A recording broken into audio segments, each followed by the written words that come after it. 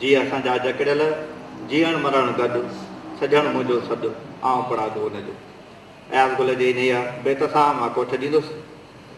असांजे आख़िरी मुक़रर असांजे तमामु सुठे शाइर कहाणीकार नाविल नवीस अहमद अली साबित जिन खे त स्टेज ते अचनि ऐं किताब जे हवाले सां पंहिंजो मज़मून पेश कनि। हुजे यार नाणो तो गुम लाड़काणो, अजब लाड़काणो गज़ब लाड़काणो।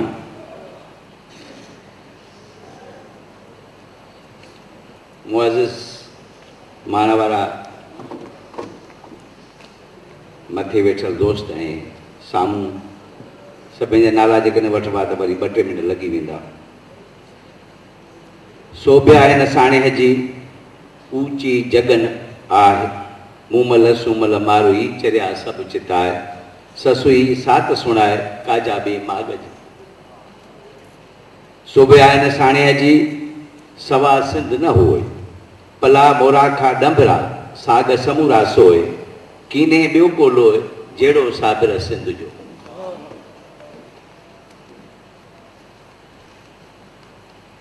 लाड़काणो तारीख़ जी रोशनी में मुरतिब साईं रिज़वान गुल इब्यास जा 2 अखर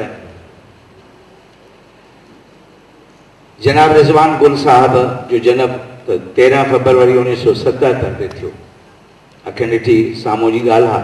1977 में मुंहिंजो गड़ी खेरो में जमाली में मुंहिंजो जेको सिंधी नाटक स्टेज थियो। नव उमिरि खूबरू नौजवान 1991 में लिखणु शुरूआत थी। ॾिसंदे ॾिसंदे 5 ॾींहं साथ ॾेह जा सर्जनहार, प्यार जी पहिरीं बारिश, जाग्राफी जी लुगत, सपननि जो अंत ऐं ताज़ो मोहर पे ठाहियल अॼोको ही तारीख़ी ऐं ॿिया केतिरा ई किताब जिन में एहसासनि जा रंग, लाड़काणे जी दस्तावेज़ी तारीख़, गुल सोना सिंध जा। संदसि ईंदड़ किताब जिन में जिन खे दीदार जी दर्शनी जो उहो जंहिंखे वॾी विध चई सघिजे थो त उहे रिज़वान गुल अदब सान्याह तारीख़ जाग्राफी तनक़ीद ते क़दम धरे चुको आहे। उहो ॾाहो सर्जनहार आहे। जॾहिं हिन अखि खोली त हुन घर में घर जे साज़ो सामान सां गॾु कुंड कुर्छ में किताब विखिरियल हुआ। हिकु मुहक़िक़ ऐं दानश्वर जनाब डॉक्टर बशीर अहमद शाह साहब जे अङण ते 37 साल सचल अदबी मर्कज़ जे सुञाण संगत सां अदबी सान्याह सां अदबी खेतर में पंहिंजे भाउ अहसान दानिश सां गॾु अदबी ख़िदमतूं कंदो रहियो। अॼु संदसि किताब लाड़काणो तारीख़ जी रोशनीअ में असांजे अभ्यास हेठि आहे, जंहिंजो तक़रीबन दोस्तनि घणो ज़िक्र करे चुका आहिनि। पेपर तमामु वॾो आहे, उनखे मुख़्तसिर ज़रूरु कजे, छाकाणि त इहो जॾहिं छपिबो मज़मून त वरी साम्हूं सभिनि जे साम्हूं ईंदो। हुजे यार नाणो त गुम लाड़काणो, अजब लाड़काणो गज़ब लाड़काणो। लाड़काणो सिंध जो उहो अहम मर्कज़ आहे। हिन जंहिं ख़िते हज़ारें साल तहज़ीब जे ओट में साह पे खयां, मुंहिं माथर जी कुख में झुकर जे भाकुर में हीअ केड़। लाड़काणो जंहिं ते मोहतरम मुरतिब रिज़वान गुल साहब लाड़काणो तारीख़ जी रोशनी में मुकमल ॼाण 192 सुफ़्हनि ते तरतीब ॾिनो। हालांकि इहा ॾिठो वञे त तमामु नंढड़ो किताबु आहे। इन ते घणो कुझु लिखी सघिजे थो ऐं इन जा ॿिया बि जेके हिन से भाङा अचे सघनि था, इनखे पहिरियों चवे हा, ॿियो चवे, टियों अञा बि कुझु बहितर थिए हा।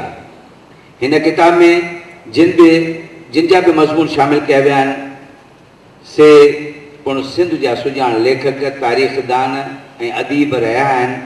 हिन किताब में मुरतिब खां सवाइ एस टी लंबर्ट, सिंधू तहज़ीब जो उरूजो ज़वाल, अहसान दानिश, मुंहिंजे दड़े जा नवादरात, मोहतरम मोहम्मद हाशिम हामी, कुंभार ते हुनर जा नमूना। बहरहाल जेको दोस्तनि अॻ में सॼी विचूर ॾिनी वेंदे वञी दीदार सोलंगी साहब ताईं या रिज़वान गुल ताईं खां सवाइ तासरात 1973 वारे मज़दूर तहरीक में जेका बि किताब हुयो जो सिंगार बणिया। हीअ किताब Larkana arts council of Pakistan Larkana 200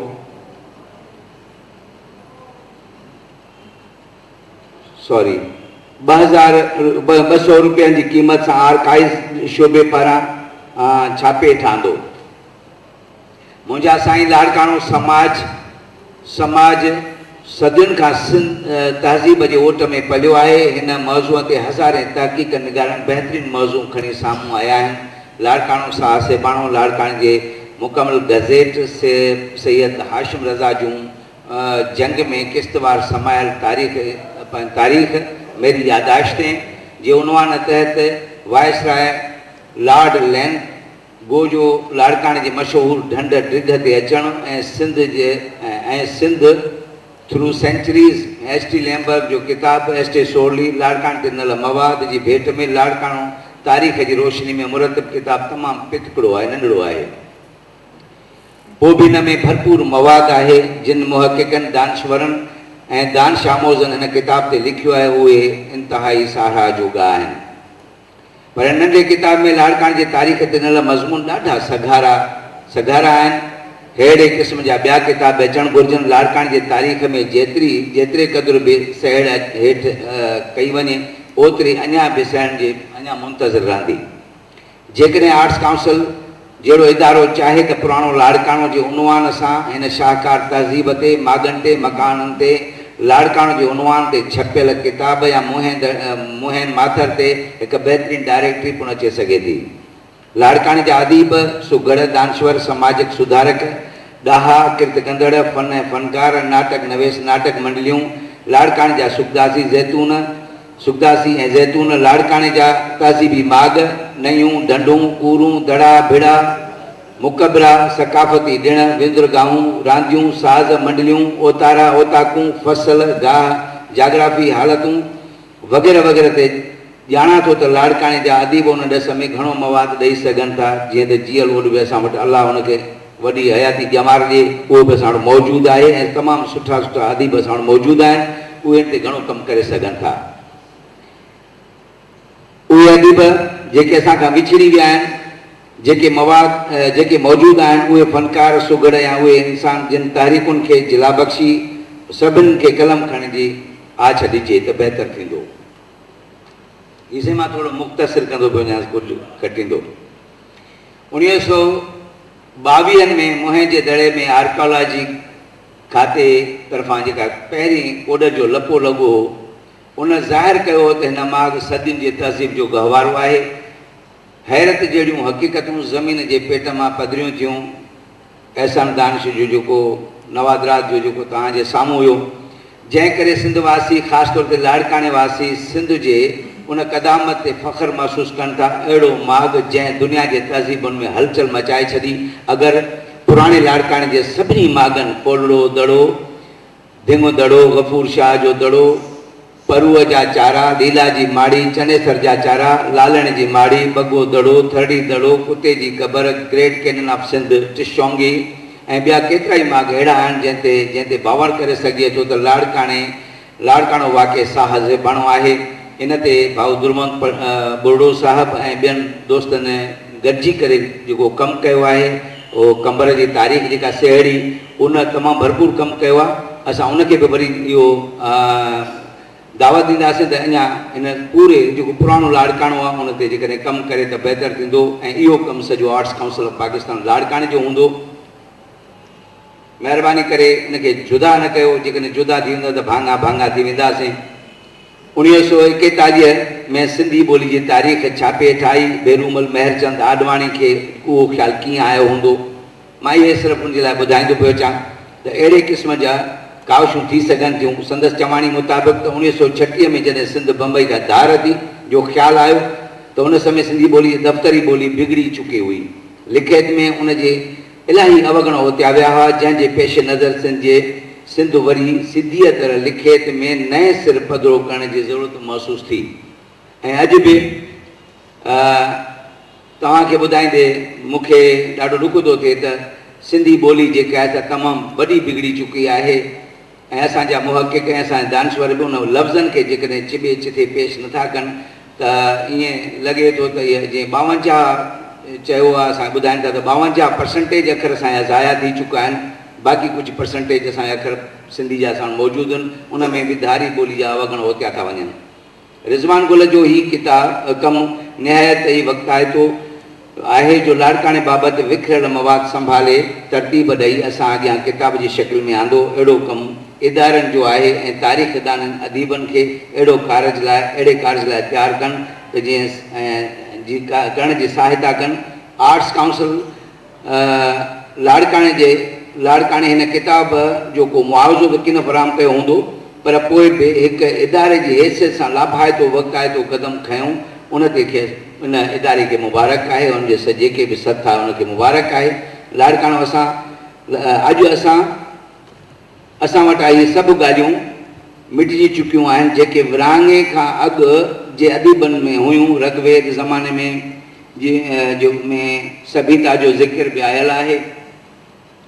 उन ज़माने में आर्कियोलॉजिकल खाते वारनि सालियाने रिपोर्ट सरजान मार्शल डॉक्टर पंहिंजो अनरेस्ट्रैम रखियल दास बैनर्जी राय बहादुर रामा प्रसाद जूं लिखणियूं उतारियूं वयूं। जंहिं किताब खे ऋग्वेद कल्चर जो नालो ॾिनो वियो। पोइ क़दीम हिंदुस्तान जे जीवत जो किताब मुरतब कयो वियो हो। आलमनि ऐं अदीबनि में उत्साह वधायल हुआ। या कॾहिं कॾहिं साईं वोट साहब खे इहा ख़बर आहे त माण्हू मेमोरीज़ जे सूरत में जेके पंहिंजूं डायरियूं लिखंदा हुआ इन सूरत में बि हूंदियूं। इनखे थोरो कटींदे किताब जे अभ्यास में पहिरियों मज़मून भरियल अण खे नवारतगाह जो बि ज़िक्र थियल आहे। जंहिं मुताबिक़ हीउ शहर कंहिं महाबोध जे वर चढ़ियल नज़र थो अचे। ॾेखारिजे थो उनजो हथ आयल सामान मां तहनि मंझां तह जे मथां तह वरी वारी जा आयल ॾेखारिजनि था। हिन शहर जो नालो कुझु बि हुजे पर माइकी जे हिन मोह ज़ाहिर थो करे। हिन दड़े जो ज़िक्र कंदे मुअरख वज़ाहत थो करे त मुंहिं ॾिना विया। हुन दड़े खे ॾिसण जे अभ्यास अख जे जाचण बाद लेखक जा अनुमान बि ईअं ई लॻनि था ॼण हू उन समय उते मौजूदु हुजे। बहरहाल मज़मून तमामु वॾो आहे। तव्हांखां माफ़ी। हीअ वरी जॾहिं छपो त इनशाला तव्हांजे साम्हूं हूंदो। सभिनि दोस्तनि जी वॾी महिरबानी। लख थोरा।